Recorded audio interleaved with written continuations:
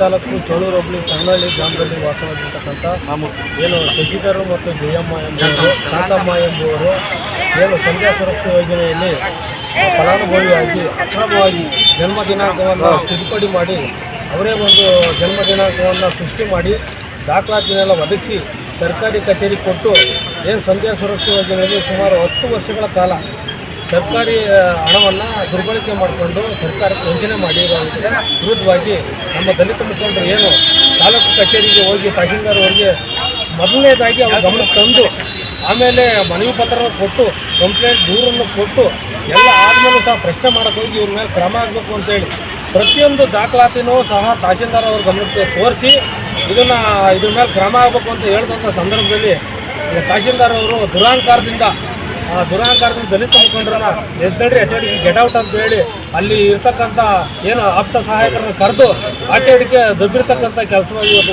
ನಾವು ಪ್ರತಿಭಟನೆ ಮಾಡ್ತಾ ಇದ್ದೀವಿ. ನಾನು ತಹಶೀಲ್ದಾರ್ಗೆ ಒಂದು ಹೇಳೋಕ್ಕೆ ಇಷ್ಟಪಡ್ತೀನಿ. ತಹಶೀಲ್ದಾರ್ ಕಚೇರಿ ನಿಮ್ಮ ಮನೆ ಆಸ್ತಿ ಅಲ್ಲ ಮೇಡಮ್ರೆ, ನೀವು ಸೌಜನ್ಯದಿಂದ ನಡ್ಕೊಳಕ್ಕೆ ಕಲಿಬೇಕು. ಮುಂದಿನ ದಿನಗಳಲ್ಲಿ ಈ ಥರದ್ದು ಏನಾರು ಆದರೆ ನಾವು ನಿಮ್ಮ ಗುಬ್ಬಿ ತಾಲೂಕು ಕಚೇರಿಗೆ ಬೀಗ ಹಾಕಿಸಿ ಪ್ರತಿಭಟನೆ ಮಾಡ್ತೀವಿ. ಯಾಕೆಂದರೆ ಬಾಬಾ ಸಾಹೇಬ್ ಅಂಬೇಡ್ಕರ್ ಅವರು ಪ್ರತಿಭಟನೆ ಮಾಡೋಕ್ಕೆ ಎಲ್ಲರಿಗೂ ಒಪ್ಪಿಕೊಟ್ಟವ್ರೆ.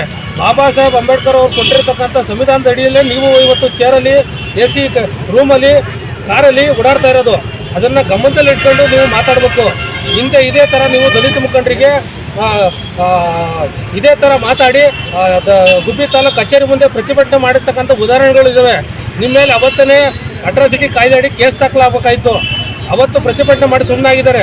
ಇವತ್ತು ನಾವು ಜಿಲ್ಲಾಧಿಕಾರಿಗಳಿಗೆ ಇವತ್ತು ಮನವಿ ಮಾಡ್ತಾ ಇರೋದು ಏನಂದರೆ, ಏನು ಅಕ್ರಮವಾಗಿ ಫಲಾನುಭವಿಗಳು ಶಶಿಧರ ಮತ್ತು ಶಾಂತಮ್ಮ ಏನು ತಗೊಂಡವರು ಅವ್ರ ಮೇಲೂ ಕೇಸ್ ದಾಖಲಾಗಬೇಕು.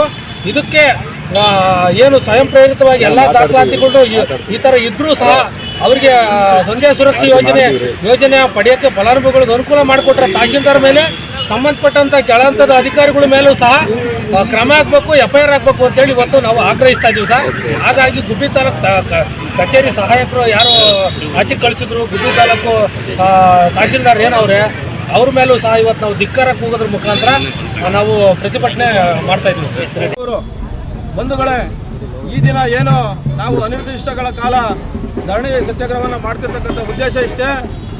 ತುಮಕೂರು ಜಿಲ್ಲೆ ಗುಬ್ಬಿ ತಾಲೂಕು ಚೋಳೂರು ಹೋಬಳಿ ಸಂಗನಹಳ್ಳಿ ಗ್ರಾಮದ ಇಬ್ಬರು ದಂಪತಿಗಳು ಶಶಿಧರ್ ಮತ್ತು ಅವ್ರ ಹೆಂಡತಿ ಶಾಂತಮ್ಮ ಅಂತಕ್ಕಂಥವರು ಸಂಧ್ಯಾ ಸುರಕ್ಷಾ ಯೋಜನೆ ಅಡಿ ಹಣವನ್ನು ಪಡ್ಕೊಳ್ಳಿಕ್ಕೆ ತಮ್ಮ ವಯೋಮಿತಿಯನ್ನು ಶಶಿಧರ್ ಅವರು 18 ವರ್ಷ ಹಿಂದಕ್ಕೆ ಹಾಕೊಂಡು ಜನ್ಮ ದಿನಾಂಕವನ್ನು ತಿದ್ದುಪಡಿ ಮಾಡಿ ನಕಲು ದಾಖಲೆಗಳನ್ನ ತಹಸೀಲ್ದಾರ್ ಕಚೇರಿಗೆ ನೀಡಿ ಸಂಧ್ಯಾ ಸುರಕ್ಷಾ ಯೋಜನೆಯ ಹಣದ ದುರ್ಬಳಕೆಯನ್ನು ಮಾಡಿಕೊಂಡು 8 ವರ್ಷ ಹಣ ತಗೊಂಡಿದ್ದಾರೆ.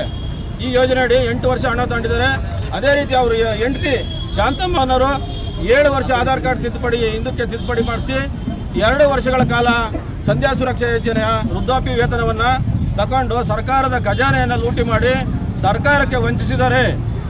ಸುರಕ್ಷಾ ಯೋಜನೆ ಯಾರಿಗೆ ಕೊಡೋದು, ಏನು ಕೊಡೋದು? ಅದು ಏಜ್ಡ್ ಪರ್ಸನ್ ಸುಮಾರು 50-65 ವರ್ಷ ಇರಬೇಕು. ಹಿಂದಕ್ಕೆ ಹಾಕಿದ್ದಾರೆ ಅಂತ ಹೇಳ್ತಿದ್ರ? ಹಿಂದಕ್ಕೆ ಅಂದ್ರೆ ಜನ್ಮ ದಿನಾಂಕವನ್ನು ತಿದ್ದುಪಡಿ ಮಾಡಿ ಹಿಂದಕ್ಕೆ ಹಾಕಿದಾರ ಮುಂದಕ್ಕೆ ಹಾಕಿದಾರ? ಹಿಂದಕ್ಕೆ ಅಂದ್ರೆ ನಿಜವಾದ ಜನ್ಮ ದಿನಾಂಕವನ್ನು ತಿದ್ದುಪಡಿ ಮಾಡಿದ್ದಾರೆ.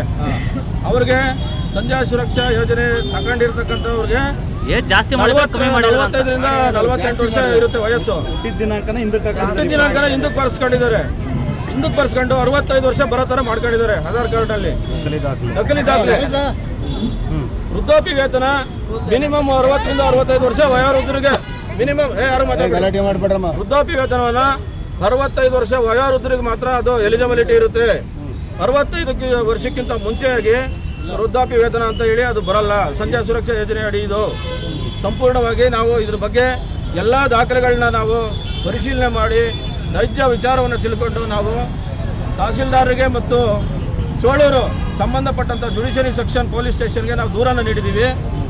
ಗುಬ್ಬಿ ಚೋಳೂರು ಪೊಲೀಸ್ ಸಬ್ ಇನ್ಸ್ಪೆಕ್ಟರ್ ಏನು ಹೇಳಿದ್ರು, ತಹಸೀಲ್ದಾರರಿಂದ ನಮಗೆ ಒಂದು ಗೈಡ್ಲೈನ್ಸ್ ಬಂದರೆ ನಾವು ವಿತಿನ್ ಸೆಕೆಂಡಲ್ಲಿ FIR ಮಾಡಿಕೊಡ್ತೀವಿ, ನಿಮ್ಮ ಬಗ್ಗೆ ಗೌರವ ಇದೆ ಅಂತೇಳಿ ತುಂಬ ಸೌಜನ್ಯದಿಂದ ನಡ್ಕೊಂಡ್ರು. ಅದೇ ರೀತಿ ನಾವು RIVA ಅವ್ರನ್ನೂ ಕೂಡ ಕರೆದು ಮಾತಾಡ್ಸಿದ್ವಿ. ಅವರು ಕೂಡ ಬಂದು ನಮಗೆ ತುಂಬ ಸಪೋರ್ಟ್ ಮಾಡಿದರು. ನೋಡಿ ಸರ್, ಇದು ಆಗಿರೋದು ತಪ್ಪಾಗಿದೆ, ಅವರು ತಿದ್ದುಪಡಿ ಮಾಡಿ ಸರ್ಕಾರಕ್ಕೆ ವಂಚನೆ ಮಾಡಿದ್ದಾರೆ, ಇದು ಸತ್ಯ ನೈಜವಾದ ಘಟನೆ. ತಹಶೀಲ್ದಾರ್ ಯಾವ ಕ್ರಮ ಕೈಗೊಂಡಿಲ್ವಾ? ಅಂದರೆ ಪೂರ್ತಿ ಹೇಳ್ತೀನಿ. ನೈಜವಾದ ಘಟನೆ ಇದು ತಿದ್ದುಪಡಿ ಆಗಿರೋದು ಸತ್ಯ ಅಂತೇಳಿ ಅವರು ರೈಟಿಂಗಲ್ಲಿ ಬರ್ಕೊಟ್ಟಿದ್ದಾರೆ, ವರದಿಯನ್ನು ಹಾಕಿದ್ದಾರೆ. ಯಾರಿಗೆ ತಹಸೀಲ್ದಾರ್ಗೆ ವರದಿ ಹಾಕಿದ್ದಾರೆ, ಆಧಾರ್ ಕಾರ್ಡ್ ನಕಲಾಗಿದೆ ಸತ್ಯ ಅಂತೇಳಿ RIVಗೆ ವರದಿ ಹಾಕಿದ್ದಾರೆ. ಅವರು ನಮಗೆ ಸ್ಪಂದಿಸಿದ್ದಾರೆ. ಅವ್ರ ಬಗ್ಗೆ ನಾವು ಅಗೌರವ ಇಲ್ಲ, ತುಂಬ ಗೌರವಯುತವಾಗಿ ನಡ್ಕೊಂಡಿದ್ದಾರೆ. ಆದರೆ RIVಗೆ ವರದಿ ಬಂದ ನಂತರನೂ ಕೂಡ ತಹಸೀಲ್ದಾರರು ಉಡಾಪೆ ಮಾತುಗಳನ್ನ ಆಡಿ ನನಗೆ ಗೊತ್ತಿದೆ, ನಾನು ಏನು ಮಾಡಬೇಕು, FIR ಮಾಡೋದಿಲ್ಲ, ನೀವು ಇಲ್ಲಿಂದ ಎದ್ದು ಆಚೆಗೆ ಹೋಗಿ ಅಂತೇಳಿ ನಾವು 4 ಜನ ಮುಖಂಡರು ಹೋಗಿದ್ವಿ. ನಮ್ಮ ಮಹಿಳಾ ರಾಜ್ಯಾಧ್ಯಕ್ಷರಂತ ಇಸ್ರತ್ ಸುಲ್ತಾನ, ಮತ್ತು ನಮ್ಮ ಮನೋಜು, ಗೋಪಾಲಣ್ಣ, ನಮ್ಮ ರಾಜ್ಯದ ಸಂಘಟನಾ ಕಾರ್ಯದರ್ಶಿ. ಗಮನಕ್ಕೆ ತರಲಿಕ್ಕೆ ಹೋಗಿದ್ರೆ ಅದ್ರ ಬಗ್ಗೆ ನಾವು 3 ದಿವಸದ ವರದಿ ಕೊಟ್ಟು 3 ದಿವಸದ ನಂತರ ಹೋಗಿದ್ದು. ಫಸ್ಟ್